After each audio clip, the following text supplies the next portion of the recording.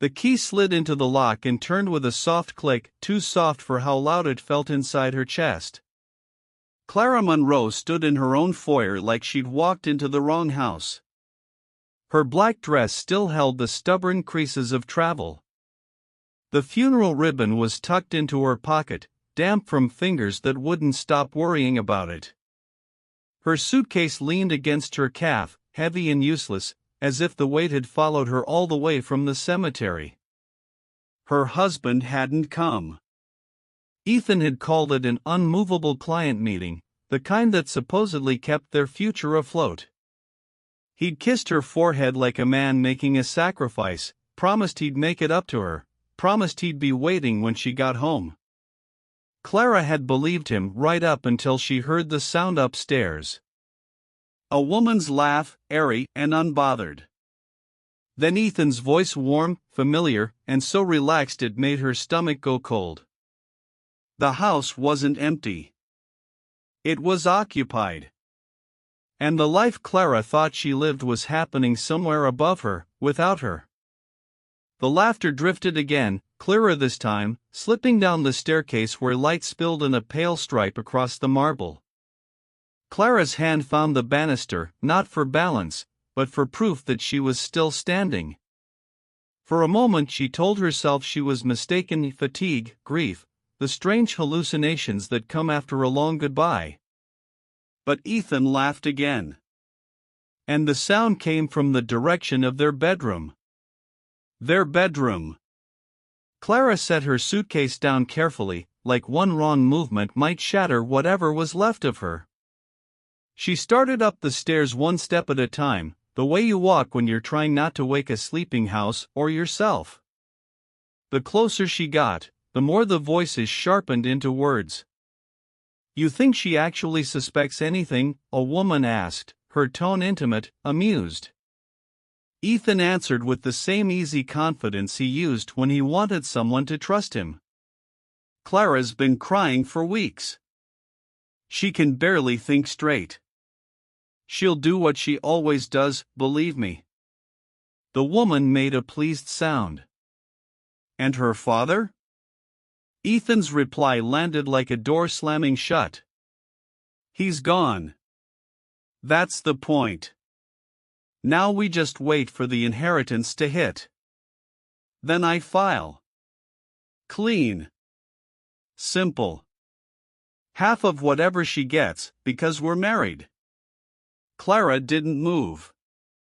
She couldn't. It was like the air had thickened around her bones. He hadn't skipped her father's funeral because of work. He'd skipped it because it was convenient. Because her grief made her pliable. Because he was already dividing up what he believed was coming. Her fingers went to her purse on instinct, down into the side pocket where a sealed envelope waited, edges crisp, untouched. Leonard Monroe had pressed it into her hand before the hospital machines went quiet, his eyes steady even when his breath wasn't. "Don't open this until you're ready to be free," he'd whispered. "And don't tell Ethan you have it." At the time, Clara thought it was her father being overly cautious. Now, standing in the hallway outside her bedroom while her husband spoke about her life like a payout schedule, she understood something she wasn't ready to name. Leonard hadn't left her a goodbye. He'd left her a way out. And to understand why her father would prepare an exit from a marriage, Clara still believed she was fighting to save. You have to go back to the first moment Ethan Monroe made himself seem like the safest place in her world. Before we begin, tap subscribe so you never miss the next story. It started the year Leonard Monroe's health began to decline, when Clara was exhausted, frightened, and desperate for something solid to hold on to. Her father had always been the steady thing in her life. Not loud. Not overly sentimental. Just present. A man who paid attention in a way that made you feel protected without ever being coddled. When she was little, he taught her how to change a tire in their driveway, hands patient on the wrench, voice calm in the heat. When she got older, he taught her quieter lessons: how to read a contract before you read a smile, how to listen for what people don't say, how to keep your dignity even when you're losing something. Then the diagnosis came like a crack down the center of their world. At first, it was a fatigue he brushed off, a cough that lingered, a weight he dropped without trying. He kept showing up to work anyway, kept insisting he was fine, kept calling her kiddo even though she was 32 and had built a life in the city far from the home where those habits began. And Clara did what people do when they're scared: she tightened her schedule until it squeaked. Weekend drives back to see him. Calls during lunch breaks. Late-night texts checking symptoms she pretended not to obsess over. That was when Ethan Monroe arrived in her life like a well-timed rescue. She met him at a fundraiser, one of those polished, candlelit events where the room smelled like money and the conversations never quite landed anywhere real. Clara had gone because her father's name was on the list, and because even then she was beginning to understand what it meant to carry a legacy you didn't ask for. Ethan found her near the balcony doors, away from the crowd, thumb tracing the rim of her glass like she was trying not to spill her thoughts. "You look like you're counting exits," he said, soft enough that it felt like a private joke. Clara glanced over, prepared for the usual charm, the practiced grin, the casual entitlement. But Ethan didn't lean in too close. He didn't touch her. He simply offered a smile that looked earnest. "Maybe I am," she admitted. "Smart," he said. "Rooms like this are built for trapping people." It made her laugh, surprised. And for the first time in weeks, the laugh didn't feel forced.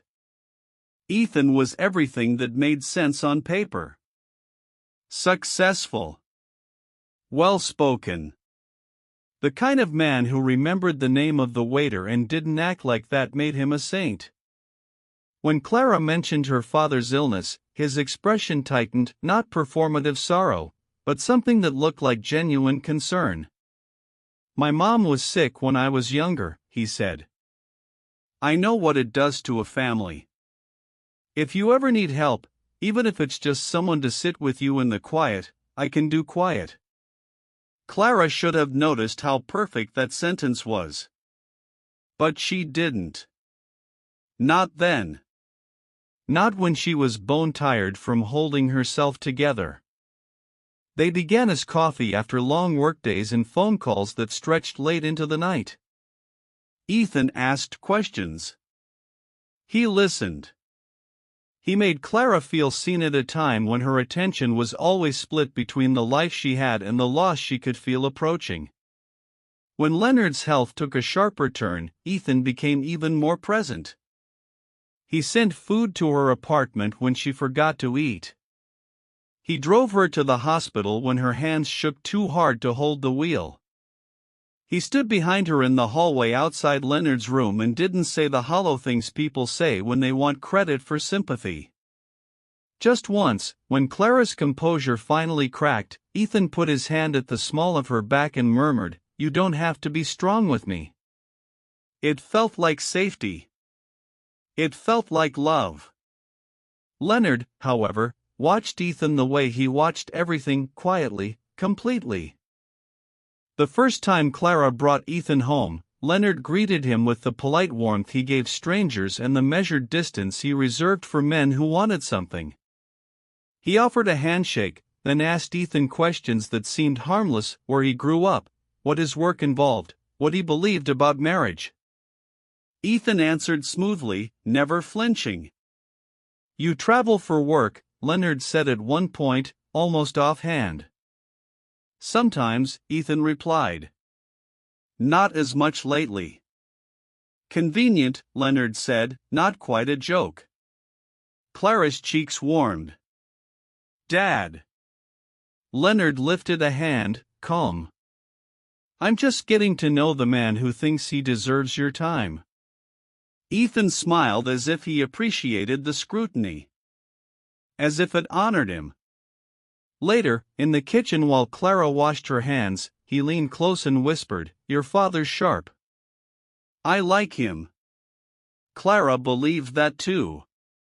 Because Ethan played the long game the way some men play music, by feel, by instinct, by knowing exactly when to soften, when to press, when to disappear just long enough that you miss him.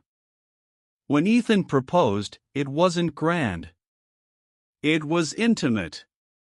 A simple ring, a quiet dinner, a trembling sincerity in his voice as he said, "I want to be your home when everything else is falling apart." Clara cried. Leonard said yes with his mouth and something else with his eyes. If Clara had asked her father what he truly thought, Leonard might have told her. But her father wasn't a man who ripped off bandages just to prove he could. He understood the way love makes people stubborn, and he understood his daughter's heart. Clara didn't need another war inside her. She had enough with the steady decline of his health. So Leonard did something else. He prepared. Clara didn't know that while Ethan was bringing flowers to hospital rooms, Leonard was making calls. Quiet ones. Secure ones. The kind that don't show up in casual conversation. There were meanings Clara never saw, documents she never touched, names she never heard spoken aloud. All she felt was the strange tension in her father sometimes, like he was bracing for something that hadn't happened yet. One evening, after Ethan left their house, Leonard asked Clara to sit with him in the library. It was a room that smelled like leather and old wood, lined with books Leonard had actually read. Clara sat across from him with her hands clasped, as if holding her own nerves down. "Do you trust him?" Leonard asked. Clara blinked. "Ethan? Do you trust him?" Leonard repeated, patient, steady. "Yes," Clara said, "because saying anything else would crack the world open. I do." Leonard studied her for a long moment. Then he nodded once, as if accepting the answer and filing it away. "Okay," he said quietly. "Then promise me something." Clara leaned forward. "Anything." "If you ever feel uncertain," Leonard said, choosing his words the way he always did. "If your instincts start speaking louder than your hope, listen to them. Don't argue with yourself. Don't apologize for noticing." Her throat tightened. "Dad, what are you saying?" Leonard shook his head, almost gentle. "I'm saying you're my daughter. And you're not foolish. Don't let love convince you otherwise." That was as close as he came to a warning. Clara married Ethan that spring, in a ceremony that looked like a magazine spread, white flowers, soft light, friends in tailored suits, champagne that tasted like celebration. Leonard sat in the front row, thin beneath his tailored jacket, eyes bright with pride and something harder to name. Ethan cried at his vows. He promised devotion. He promised protection. He promised to honor Leonard like a father. Clara clung to those promises as if they were rope. For a while, it almost worked. Ethan played the husband well. He brought Clara tea when she couldn't sleep. He rubbed her shoulders after hospital visits. He whispered plans about after all this, about vacations and children and the kind of future you can only imagine when you think pain is temporary. But there were hairline fractures even then. Little things. Missed calls. A phone turned face down too quickly. Smiles that didn't reach his eyes when Leonard's attorney was mentioned. Questions Ethan asked that sounded casual but landed a beat too precise. "So, your dad's estate," Ethan said once, as if he were discussing the weather. "Is that something you'll have to manage?" Clara frowned. "I don't know. I'm not thinking about that." Ethan kissed her temple. Of course. I'm just thinking ahead. For us. For us. The phrase felt tender. Now, in the hallway outside their bedroom, it sounded like a weapon. Clara remained pressed against the wall, breath thin, as Ethan continued speaking inside the room. The woman to Vanessa, Clara realized with a sick clarity, because she'd heard that voice before in passing, laughed again. You're sure about the timing? Vanessa asked. Ethan's voice dropped, intimate and confident. She'll be a mess. She'll want comfort. She'll want stability. I'll give her both until the money clears. Then I'm done playing husband. Vanessa made a pleased sound, like a lock clicking shut. And she won't fight you? She won't even see it coming, Ethan said. Clara's father always handled the serious stuff. She's never had to be ruthless. Clara's stomach turned, not because of the insult, but because of how familiar it felt. Not the words. The tone. The tone of a man discussing an outcome he believed was guaranteed. Her fingers curled into her palm until her nails bit skin. The corridor around her seemed to tilt, the light from the tall windows blurring, the air heavy with the smell of polished wood and something rotten underneath. She could have burst through the door. She could have screamed. She could have thrown her grief like a grenade and watched the room burn. But another voice, quiet, steadier, rose inside her. Listen. She listened. Vanessa said something about lawyers. Ethan said something about assets and what she'll inherit. He spoke like the inheritance was already in his hands, like Clara was merely the path to it. And then, finally, he said the sentence that shattered the last clean piece of denial Clara had left. Leonard's gone. That means the clock starts now. Clara's vision went sharp at the edges. Leonard's gone. Not her father passed. Not I'm sorry. Not it's terrible. Gone. Like an obstacle removed from a road. Her father wasn't a man Ethan mourned. He was a gate Ethan believed had finally opened. Clara backed away from the door with the smallest steps, careful not to let the floorboards betray her. She moved down the hall, past framed photographs, wedding smiles, holiday dinners, Ethan's arm around her waist as if it belonged there, past a life that now felt staged. She reached the guest room and slipped inside, closing the door with a soft click that sounded too much like the one downstairs. Only then did she exhale. Her hands were shaking, but her mind had gone unnaturally clear, like a storm pulling itself into a single point. She sat on the edge of the bed and opened her purse. The sealed envelope waited inside like it had weight. Leonard's handwriting was on the front, simple, precise. Clara held it for a long moment, as if the paper could burn her. As if opening it would make everything real. Upstairs, somewhere down the hall, Ethan laughed again. Clara slid her finger beneath the flap. The seal gave way with a quiet tear. Inside was not a letter full of comfort. Not a final blessing. It was paper. Crisp. Official. The kind of paper that doesn't care about feelings. Clara's eyes skimmed lines of legal language she didn't yet understand, names of institutions, numbers that looked too long to be real, clauses that felt like closed doors. And then a word stood out, bold in its simplicity, as if it had been waiting for her to finally see it. Trust.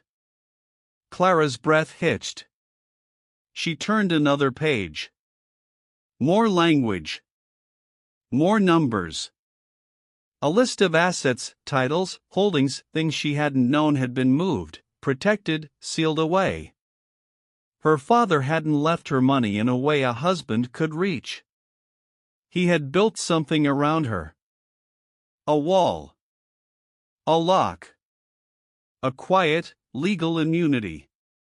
Clara lowered the papers into her lap and stared at the far wall while her pulse hammered like it was trying to escape her body. Ethan thought she was naive. Ethan thought her father handled the serious stuff. Ethan thought the clock had started. Clara blinked slowly, and something inside her settled into place, not peace, not yet, but purpose. Because if Leonard Monroe had gone to the trouble of building this trust in silence, it meant he had seen the danger coming long before Clara did. And if her father had prepared her for freedom, then tonight wasn't just the night Clara discovered betrayal. It was the night she stopped being the woman Ethan planned to destroy. Clara didn't sleep. She sat on the edge of the guest room bed until the dark thinned into early morning, the trust papers spread across the comforter like evidence at a crime scene. Every so often, she would lift one page, reread a paragraph, then set it down again as if the words might change if she stared hard enough. Upstairs, Ethan eventually went quiet. A door clicked. Soft footsteps. The shower running. Normal life sounds, domestic, familiar, stitched onto something rotten. When dawn finally pushed a gray stripe through the window, Clara's phone buzzed. Ethan, baby. I'm so sorry about last night. I fell asleep early. How are you holding up? The message was careful. Tender. The grieving husband costume, pressed and ready. Clara stared at it until the screen dimmed. Then it buzzed again. Ethan, I've been thinking about your dad. About you. I hate that I wasn't there. I'm going to make it right. Call me when you wake up. A third message arrived, like a man stacking flowers on a coffin and expecting applause. Ethan, I love you. We're going to get through this. Clara's thumb hovered over the keyboard. For a moment, she considered saying something sharp, something that would puncture him, something that would make him feel the shock she was still trying to keep from spilling out of her own ribs. But rage, she realized, was a kind of payment. It would give him a scene. A story. A reason to turn her grief into drama and drama into control. Clara placed the phone face down on the bed, breathed in slowly, and listened to the house. Ethan was in the kitchen now. The coffee grinder. A cupboard closing. The clink of a mug. He was moving like a man whose lies were intact. Clara rose, smoothed the wrinkles from her black dress, and opened the guest room door. At the end of the hall, Ethan looked up as if he'd been waiting for her to appear. There was practiced sorrow on his face, the kind that looked good from a distance. He crossed the hall and took her hands in his, warm, steady, so convincingly gentle it made her stomach twist. Clara, he murmured. I'm so. Don't, she said softly. It came out calmer than she expected. Ethan blinked, thrown off by the lack of emotion. Then he recovered and brushed a kiss over her knuckles. I hate that I couldn't go. I've been sick about it. Tell me what you need. A line she used to find comforting. Now it sounded like a script. Clara lifted her eyes to his. I need you to keep doing what you're doing today. Work, meetings, whatever it is. I need quiet. Ethan's relief was almost visible. Of course. I'll give you space. I'll check in. Clara nodded once, like a woman still drowning. Ethan leaned in, arms around her, and pressed his cheek to her hair. He smelled like soap and certainty. Your dad loved you, he whispered. We'll honor him. Clara let herself go still in his arms, not because she believed him, but because she understood something new. Ethan's affection wasn't intimacy. It was camouflage. He released her and picked up his phone, already half-turned toward the day. "I'll call you at lunch, okay?" "Okay," Clara said. And watched him walk out the door like a man who thought the house was still his. When the lock clicked behind him, Clara didn't flinch this time. She moved through the quiet like someone searching a room for exits. In the kitchen, Ethan's mug sat by the sink. A small crescent of lipstick clung to the rim, too dark to be Clara's, too fresh to be old. Vanessa had been here. Clara didn't touch the cup. She didn't throw it. She simply stared at the mark and let it become a fact, one more clean, undeniable detail. Then she went back to the guest room, placed the trust papers into her bag, and opened the envelope again. A business card fell out this time, something she hadn't noticed in the rush of adrenaline the night before. Hart & Klein, attorneys at law.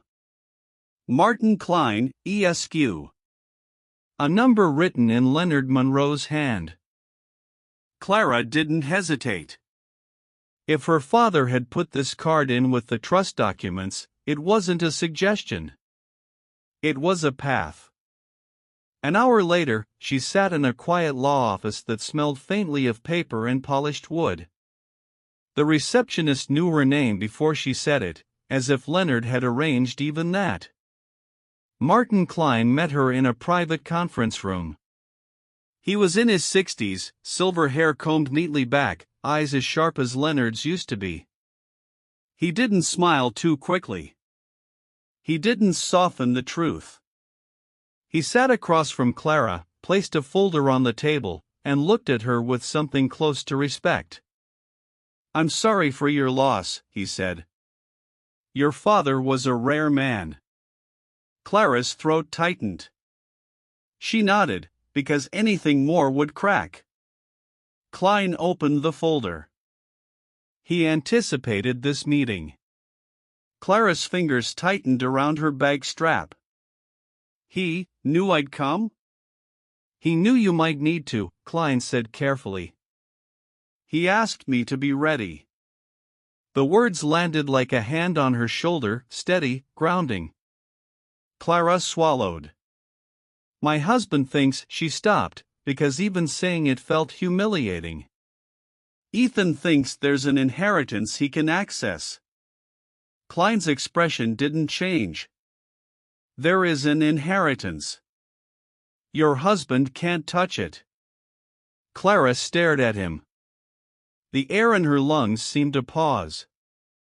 Klein slid a document toward her. "Your father placed his estate into an irrevocable trust. Approximately $15 million in assets." Clara's breath caught. 15 million sounded unreal, like a number that belonged to other families. Klein continued, precise.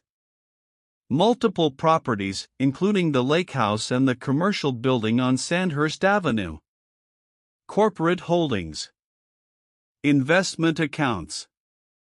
A portfolio your father managed quietly for years.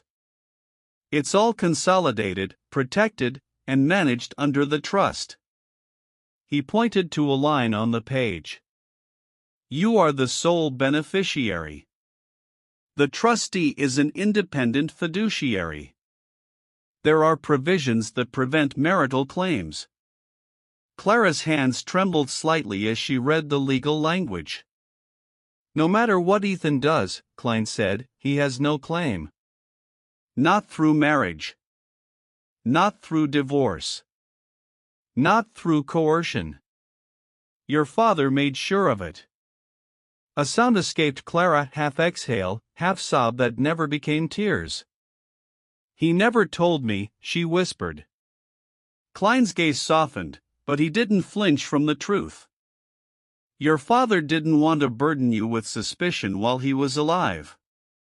But he didn't leave you unprotected." Clara stared down at the papers, the Black Prince swimming for a moment. Leonard had watched her love a man he didn't trust and had chosen not to destroy her hope. Instead, he built a safety net strong enough to catch her when hope failed. Clara pressed her fingers to her mouth, forcing herself to breathe evenly. Klein slid another page forward. Your father also included recommendations. Recommendations, Clara echoed, hollow. Klein nodded. For whom you should speak to if you ever felt uncertain. He didn't say betrayed. He didn't say deceived. He respected her too much for that. He handed her a second card. Jonas Reed, Investigations. A number. A short note in Leonard's handwriting beneath it. If you need the truth, he'll find it. Clara's eyes stung. My father hired an investigator? Your father, Klein said quietly, verified what he could. And when he couldn't verify, he prepared anyway. Clara gathered the papers carefully, like they were fragile and lethal all at once. She stood, smoothing her skirt with a hand that had steadied. What do I do next? She asked. Klein held her gaze. You do nothing publicly. Not yet. Let the law do what it's built to do. And if you want to know who you married, call Reed. Clara walked out of the office with her grief still inside her, but sharpened now, no longer a fog, but a blade.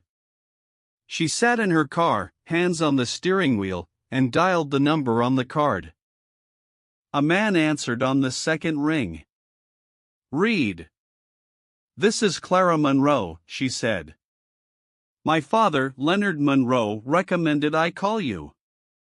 There was a pause, not surprise, but recognition. Like her father had left instructions for timing. I'm sorry about Leonard, Reed said. His voice was low, steady. Tell me what you need. Clara looked at her reflection in the windshield, a woman in black with eyes that had crossed a line the night before. I need the truth, she said. About my husband. Reed didn't ask why. He didn't ask for drama. He asked for facts. Names. Dates. Addresses. By afternoon, Clara sat in a discreet corner of a quiet cafe with a man who looked unremarkable by design, mid-40s, plain jacket, eyes that missed nothing. Reed placed a thin folder on the table between them. I started with basics, he said. Financial patterns. Travel. Work history. It didn't take long before the scene showed. Clara's chest tightened. What seems? Reed opened the folder. Ethan's reported income and his spending don't match. He moves money in ways that are creative. He slid a page forward. A list of accounts, partial numbers, transfers. Some are in his name, Reed said. Some aren't.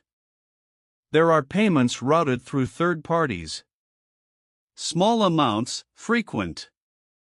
Classic laundering behavior when people think nobody's looking. Clara's fingers hovered over the page without touching it.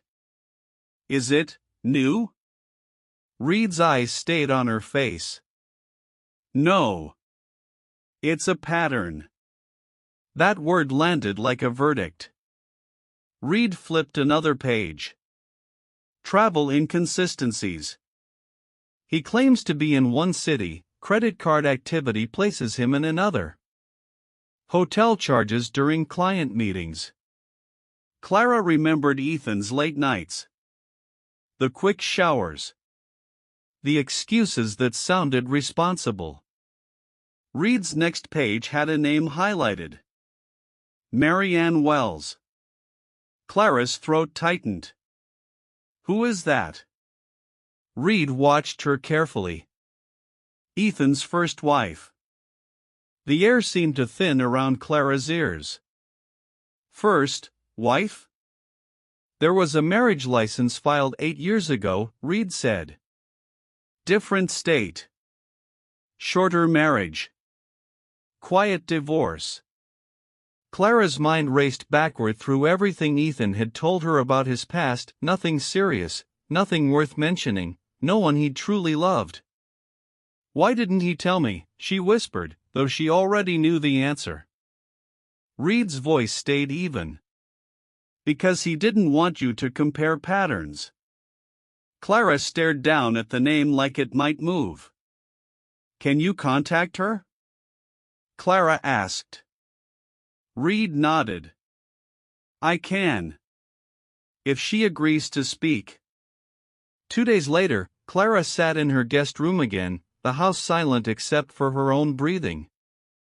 Reed's number flashed on her phone. She's willing, he said. But not in person. She'll do a call. Clara's fingers were cold as she accepted. A woman's voice came through the speaker, tight, controlled, the voice of someone who had once been broken and rebuilt herself into something harder. Hello, the woman said. Clara swallowed. Marianne, this is Clara Monroe. A pause. Then, a quiet exhale. I wondered when there'd be another one. Clara closed her eyes.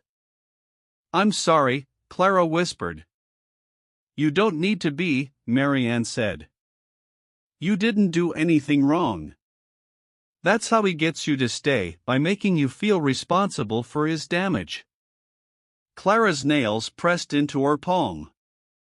He was kind. At first. Marianne gave a small, humorless laugh. Of course he was. Ethan doesn't start with cruelty. He starts with devotion. He makes you feel like you're the only woman he's ever truly seen. Then he slowly convinces you that you're lucky he chose you. Clara felt her stomach turn. What happened? Marianne's voice sharpened. He married me right after my mother died. I was grieving. I had a small inheritance. Not 15 million, nothing like that. But enough. He asked innocent questions. Offered to help manage things. Said he wanted to protect me from making mistakes. Clara's throat tightened. And then? And then, Marianne said, he waited until everything was combined, blurred, moved. He waited until I was tired and trusting. And when the money was where he wanted it, he filed for divorce like it was paperwork. Like I was a job he'd completed. Clara's eyes stung. Did he? Yes, Marianne cut in, anticipating. There was another woman. There's always another woman. And yes, he told her I was naive.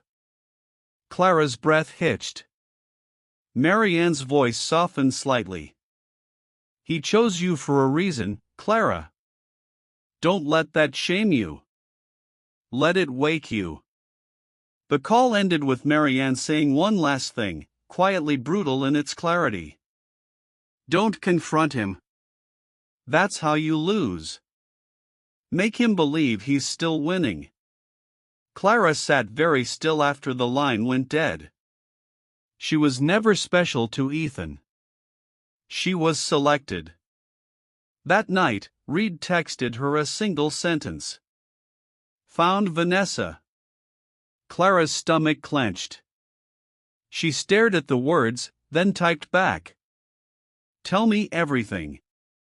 They met again, this time in Reed's car, parked where the city's glass buildings reflected sky and light about what happened inside them. Reed handed her a thicker folder. Vanessa Cole isn't just an affair, he said. She's an operation. Clara's eyes lowered to photos, Vanessa entering hotels, leaving with different men, different hours. Names blurred. faces half caught. Reed's voice remained steady. She runs an escort business. High-end. Private. Corporate clients. Most of them connected to Ethan's professional world. Clara's mouth went dry. How? Introductions, Reed said simply. Events. Conferences. Networking. Ethan funnels contacts. Vanessa handles the rest. Clara's heart pounded. That's illegal, Reed finished. And it doesn't stop there. He flipped to bank records. Payments routed through shell companies. Multiple states. Tax discrepancies. Transfers that match Ethan's accounts. Money moving in circles. Clara's vision tunneled. So Ethan profits, Reed said. Or at minimum, facilitates. Which is enough to drag him into bigger problems than divorce court. Clara stared out the windshield at the bright, indifferent world. Her hands were steady now, which surprised her. She had thought betrayal would make her scream. Instead, it made her precise. That week, Clara became a woman with a calendar of appointments and no visible emotion. She met with Klein again, who connected her to a divorce attorney known for quiet brutality, Renee Halbrook, a woman who spoke softly and never wasted a word. She hired a forensic accountant who didn't ask why she wanted certain statements, only how quickly she needed them. She signed forms. Built files. Learned phrases like asset freeze and protective order and evidentiary chain. She didn't do it with drama. She did it like someone assembling a machine. At home, she played her role. She let Ethan bring her dinner and touch her shoulder and say, "I'm worried about you," as if he had ever been worried about anything but timing. She answered his texts with short, exhausted messages. "I'm tired. I miss Dad. I'm trying."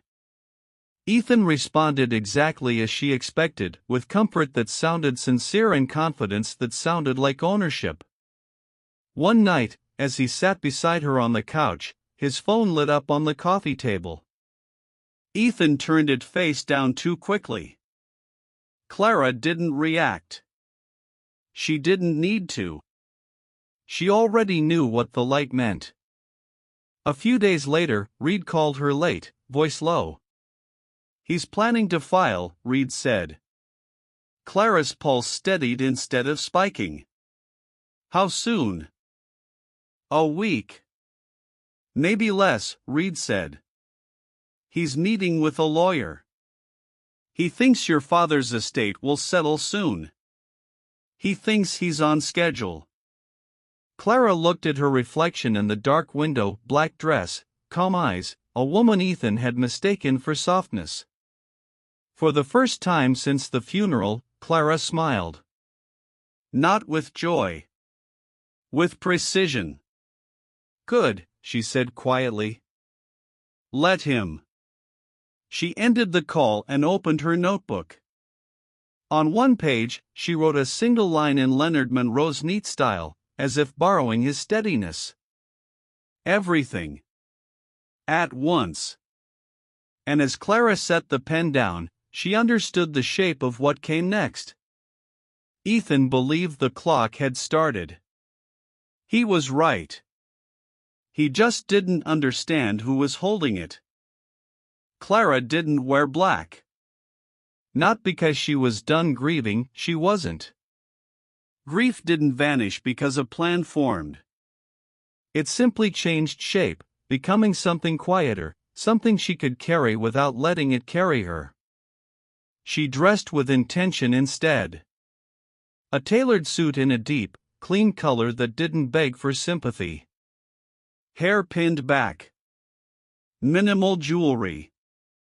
The kind of look that said, "I am not here to be comforted." I am here to be heard. On her dresser sat Leonard's envelope, now empty, and beside it a single photo, her father in a sunlit kitchen years ago, sleeves rolled up, smiling like the world still made sense. Clara touched the frame with 2 fingers, a small private gesture, and whispered, "You were right." Then she left the house. Ethan was already gone. He had been restless for days, pacing like a man counting down to something he believed would make him rich. The night before, he'd sat at the kitchen table with his phone tilted away from her and said, almost casually, "I have a big meeting tomorrow." Board level. Clara had nodded, eyes down, grief as her disguise. "Oh," she'd murmured.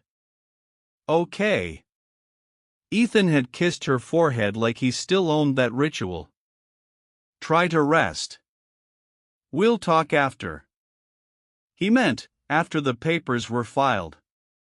After the money was within reach. After he could stop pretending. Clara let him believe it. Now, in the back seat of a car driven by a man from the federal task force, quiet, competent, anonymous, she watched the city slide past as if she were floating above her own life. Her phone vibrated once. "Renee Holbrook, we're in position. Remember, you don't need to argue. You only need to speak once." Clara stared at the message, then put the phone away. She had already spoken to Ethan, just not out loud. The building was all glass and steel and reflections, a monument to image. Ethan loved places like this. He loved the way they made ordinary men feel important and dangerous. Clara walked into the lobby and gave her name at the desk. "I'm here for the Monroe Industries board meeting," she said. The receptionist blinked, then recovered. "Do you have an appointment?" Clara held up a visitor badge already printed with her name.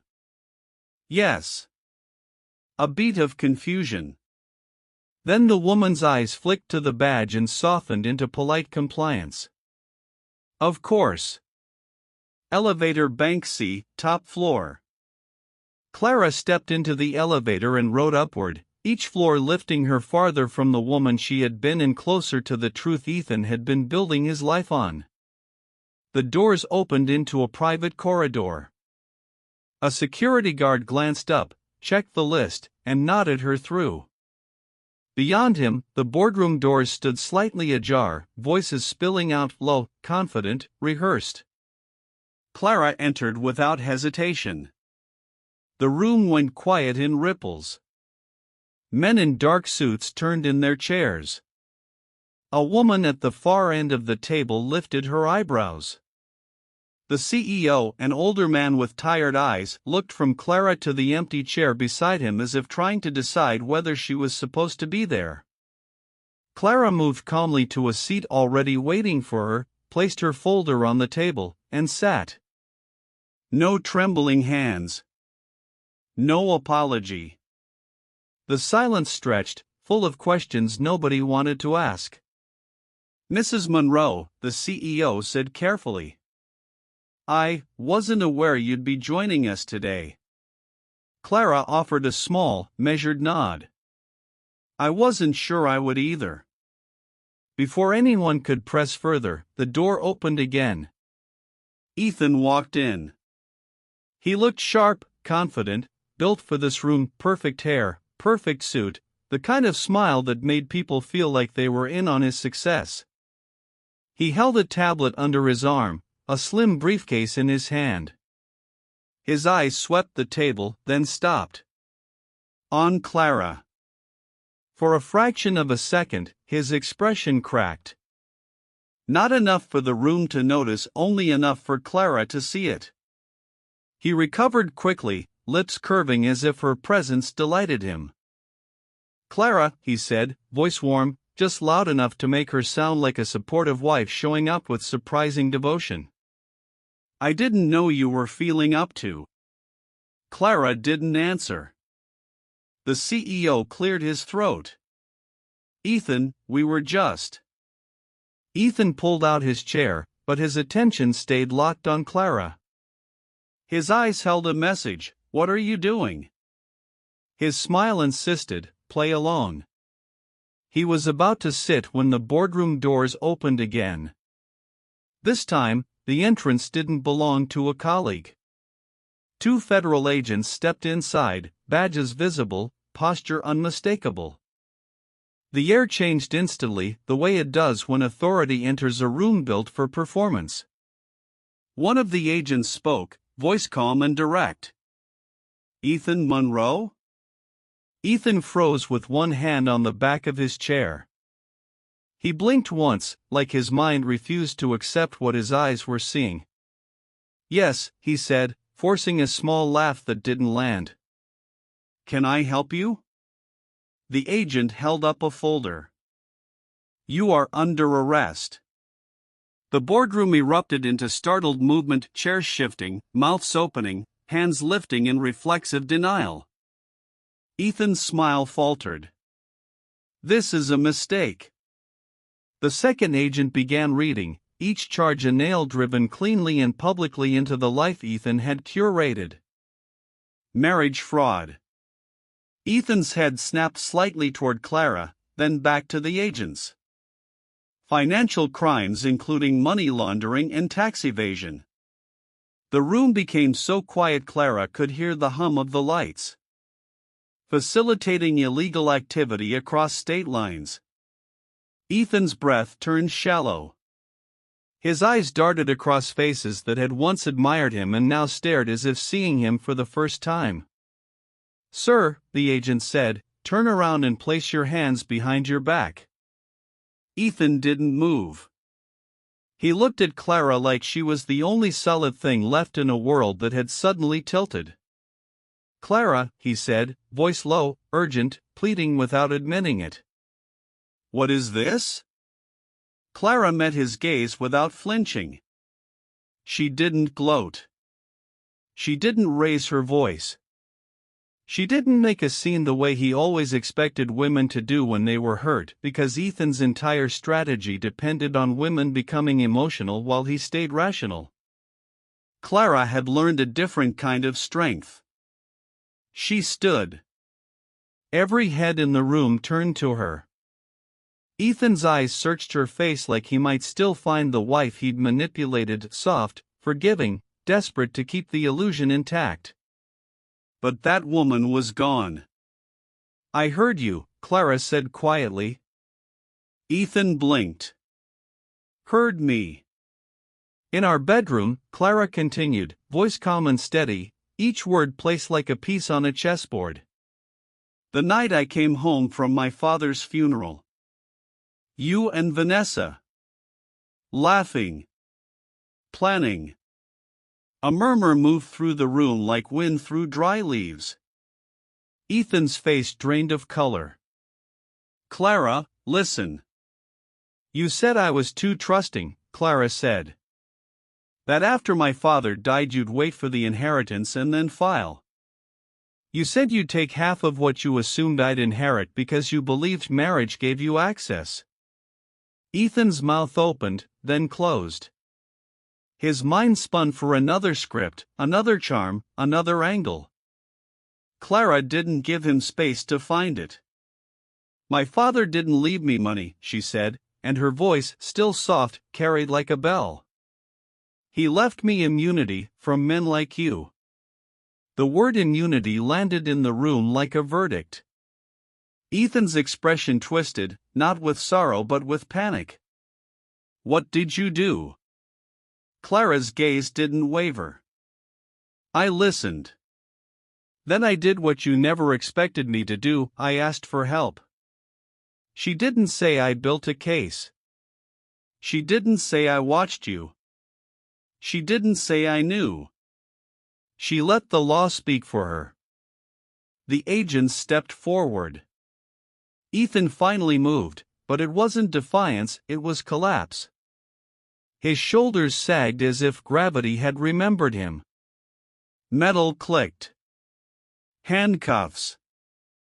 In that sound, Clara heard the end of something that had been draining her for years without her even knowing. As Ethan was turned toward the door, he tried one last time, voice cracking into something almost human. "Clara, please." Clara didn't answer. Not because she was cruel. Because she was done negotiating with a liar. The agents guided him out. The board members sat stunned, faces pale, eyes wide, watching a man they trusted become a headline in real time. Clara picked up her folder and walked out without rushing. In the hallway, Renee Holbrook waited, posture relaxed, eyes bright with controlled satisfaction. "It's done," Renee said quietly. Clara nodded. "Not all of it." Renee's smile was small. "No. But the mask is off. In public. That's what matters." Clara's phone vibrated as they reached the elevator. A single text from Jonas Reed. "Vanessa's in custody." Clara stared at the message for a moment, then exhaled. Not relief. Release. Vanessa's arrest happened across town, in a hotel suite paid for by someone who had once been introduced to her as a friend. Federal agents walked through the door the same way they had walked into the boardroom, calm, inevitable. The operation she'd been running folded under the weight of evidence like paper in rain. By noon, Ethan's accounts were frozen. By evening, his name was trending in the very circles he'd once tried to impress. The consequences weren't dramatic. They were procedural. And that was the most devastating part. The divorce moved quickly after that. Renee handled it with the precision of someone who didn't confuse justice with chaos. Ethan's lawyer attempted delays, then changed tactics when the federal charges made stalling irrelevant. Clara didn't scream in court. She didn't beg. She signed papers with a steady hand while Ethan sat at the other table looking smaller than his suit, watching his life crumble in slow, official steps. Clara testified once. One clear afternoon, in a courtroom that smelled like old wood and hard truths, she took the stand and spoke plainly about what she heard, about what she learned, about the steps she took when she realized love had been used as a trap. She didn't embellish. She didn't perform. She told the truth the way her father would have, carefully, completely, without apology. Ethan was convicted. Vanessa was convicted. The justice wasn't theatrical. It was irreversible. 6 months later, Clara stood on a balcony of a home she chose. The sunset painted the city in soft gold, and the air smelled like ocean wind and something new. She wore light colors now, not as a statement, but because she no longer needed armor every time she walked into a room. Her new living room was quiet in the way her old house never was. No hidden laughter upstairs.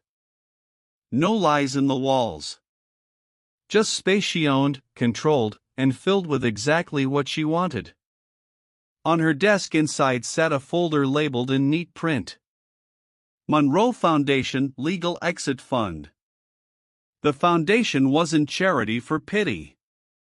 It was a mechanism for escape, funding attorneys for women who needed them, paying for investigators when something felt wrong, creating pathways out of marriages that were built on financial coercion and manipulation. Clara had spent months meeting with counselors, legal experts, advocates, building something that could catch other women the way Leonard's trust had caught her. She had not hardened.